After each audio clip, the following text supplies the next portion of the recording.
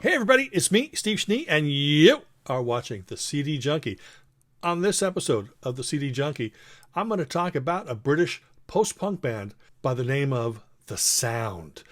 This was a great band. They were around from about 79 to about 87, 88.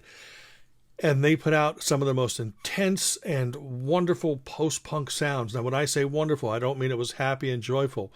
The band was led by singer-songwriter Adrian Borland, and he was intense and emotional. And unfortunately, he suffered from mental health issues, which I'll get into in just a little while. But he was joined by Michael Dudley on drums, Graham Green Bailey on bass, and Belinda Marshall on keyboards. Now, what did the sound like? Well, if you're a fan of Echo and the Bunnymen, Teardrop Explodes, maybe the first one or two U2 albums, the Comzat Angels, and the Chameleons, this is a band for you. A lot of people have compared them, maybe the first album or so, to Joy Division. I don't see that, but they do sometimes occupy a darker emotional space, just like Joy Division did. Now let's talk about the sound. Now, lead singer-songwriter Adrian Borland came from a punk band called The Outsiders. And then he formed The Sound, and they went in and they recorded an album called Propaganda. But the album was not released at the time. It was very edgy, very punky. It sort of straddled the line between post-punk and punk. Very intense. And very powerful. But for some reason, the album wasn't released, and it would remain on the shelf for another 20 years. But I'll be telling you about that in just a few moments. Signing with actually they were signed with Korova Records, which I think Echo and the Bunnymen might have been signed to Korova as well. But they went back in to record an album that eventually came out in 1980. It was called Jeopardy. Now, this album called Jeopardy, it only contained re-recordings of 3 songs from the Propaganda album. So there was an album with 7 songs that remained unreleased for 20 years. So Jeopardy came out, and it's perfect if you love the post-punk stuff. The production is not as intense and loud as Propaganda, but that's kind of part of its charm as well. So Jeopardy by The Sound is a great debut. They followed it up in 1981 with an album called From the Lion's Mouth. This is an album that a lot of fans say is their favorite, and it is a fantastic album. You know, it's better production, and it shows them going in different directions. Like the song Winning, which is probably The Sound's most well-known song. It sounds like what The Cure would have done, sort of that hypnotizing, mesmerizing bass line that goes through the song, and then they build everything around this trance-inducing bass. And, you know, it reminds me of stuff that The Cure would do just a few years later. Now, the big difference with From the Lion's Mouth from the previous recordings was that Belinda Marshall had left the band, and Calvin Max Mayers joined the band as their new keyboardist, and this is the lineup that would remain until the end. So the label says, come on, guys, let's record a commercial album. We need to sell music. Let's get this motor running. Well, The Sound reacted to that by recording something far less commercial than anything that they had recorded. Still very intense, still great songs, still powerful performance from Adrian Borland. But the album was more experimental, and it was going down yet another musical path. Still post-punk, still intense, still very much The Sound, but it moved quite a ways away from the commercial sound the label wanted. So guess what Wea did? Yep, adios Sound. They dropped the band. So the band leaves Wea and they sign with Static Records. And the first thing they put out on Static Records is an EP called Shock of Daylight. And this was very commercial sounding. Now, Shock of Daylight was produced by Pat Collier, formerly of the Vibrators, but he was producing a lot of great sounding albums at the time. And Shock of Daylight was the commercial sound that we probably wanted with All Fall Down. But anyway, in 1985, they came out with an album called Heads and Hearts. one of my favorite albums by The Sound. Total Recall is one of my favorite songs, but in fact, probably my favorite song by The Sound, period. And this was an album that still explored that post-punk sound, that intense sound, that emotional, powerful sound, slashing guitars and Adrian Borland's just passionate vocals. After Heads and Hearts, out came an album called In the Hot House. And this was a live album. Now, I know I tell people all the time that I don't care for live albums. This was before I decided that, and this is a very, very intense and powerful live recording. As far as live albums go, In the Hot House is pretty damn good. In 1987, The Sound released an album called Thunder Up, and I believe that the band was very, very happy with it. But unfortunately, again, it was not a commercial success, and at this point, Adrian Borland pulled the plug, and The Sound was no more. Now, he went on to record solo albums, and then he put together little bands, and he remained pretty prolific. But then in 1999, 20 years after it was recorded, they decided to release Propaganda, those recordings from 1979. So here it was 20 years after they were recorded, and they were finally getting an official release. That official release was April 26th, 1999, the very same day that Adrian Borland took his life. Once that happened with Adrian, once he did what he did, it put a new perspective on the band's music. You always knew it was intense. You always knew these lyrics of loneliness and paranoia and all this other stuff. It became suddenly real. And then that's it with The Sound. I mean, there are some radio broadcasts and other things that have come out since then. So in this episode, though, I'm just going to focus on the recordings, basically from Propaganda to Thunder Up.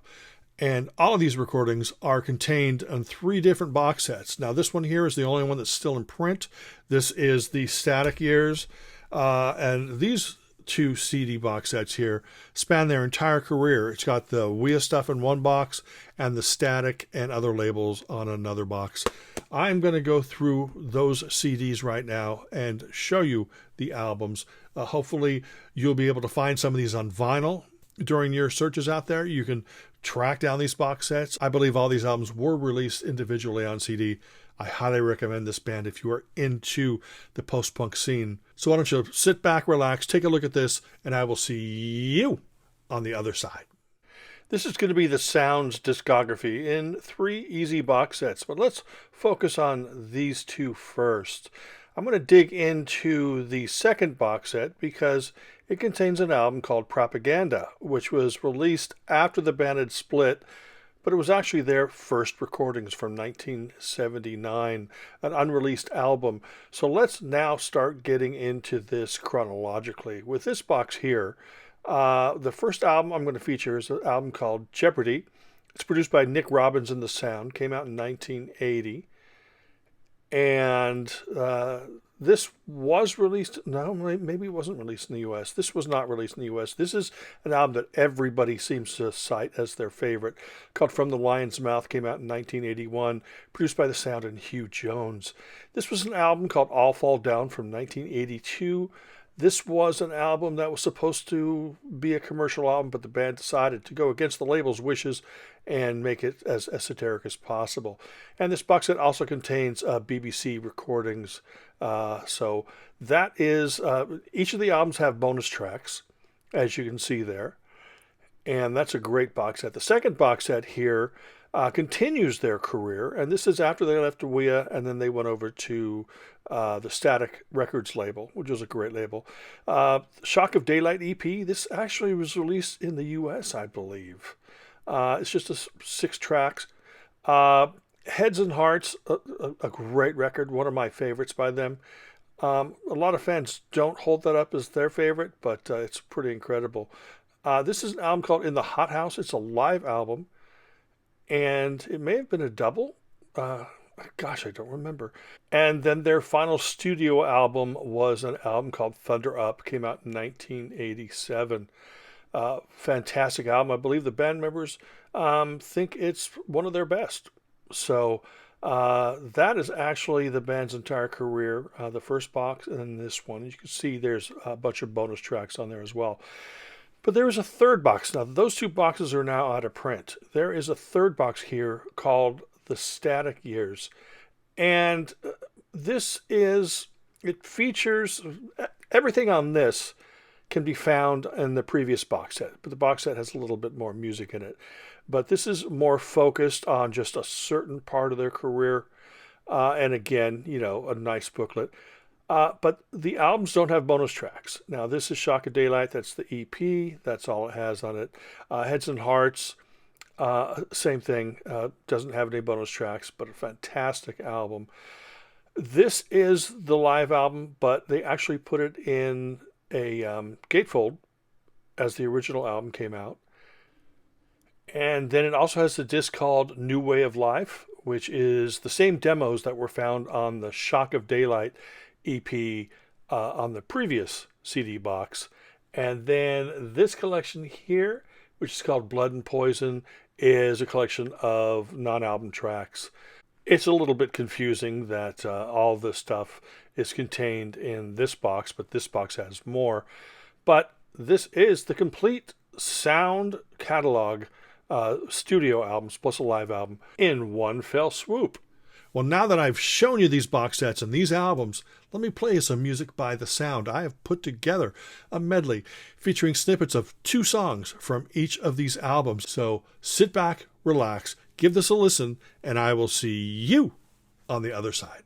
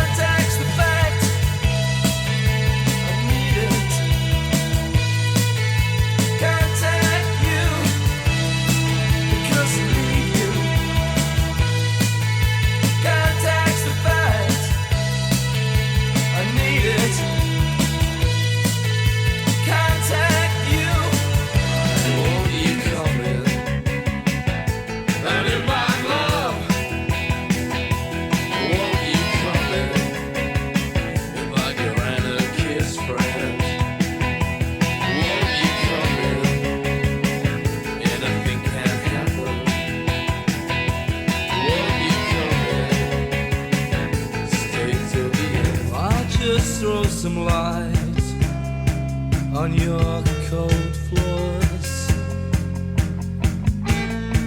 where the love is,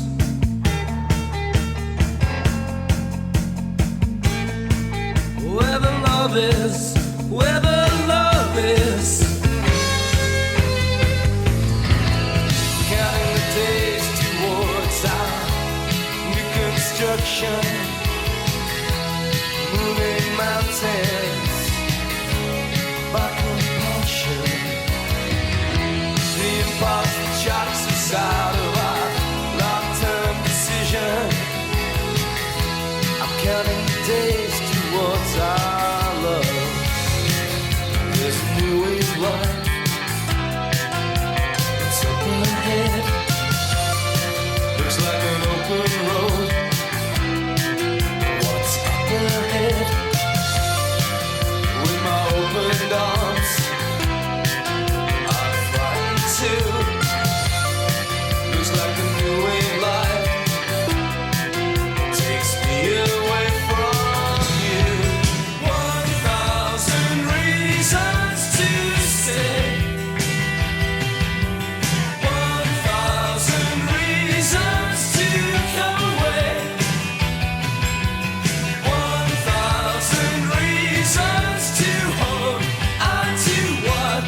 you have got in this life anyway. From someone will to someone does to someone did, you know I did. Oh, there must be a hole in your memory, but I can see a distant victory, a time when you will be with me. Prove me wrong, I'm waiting, I want you to.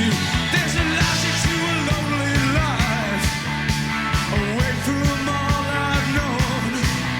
'Cause if no one sees things your way, you can still see them alone.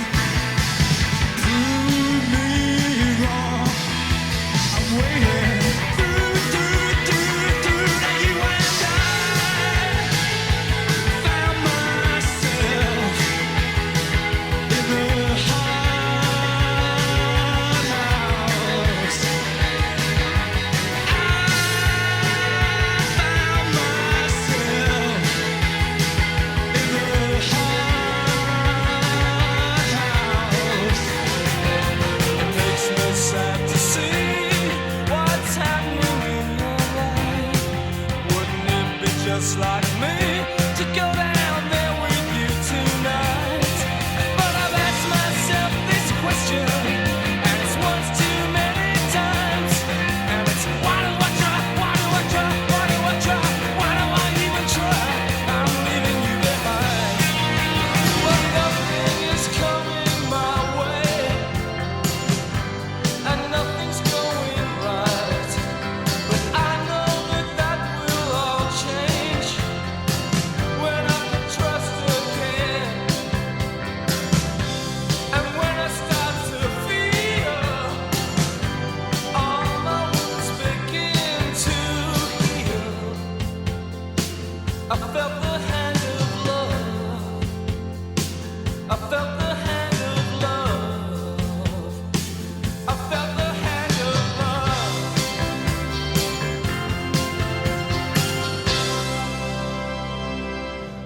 Well, that's it. I hope you enjoyed this episode of CD Junkie, and I hope it inspires you to check out the music of the sound. Also, check out any other project that Adrian Borland has been involved with.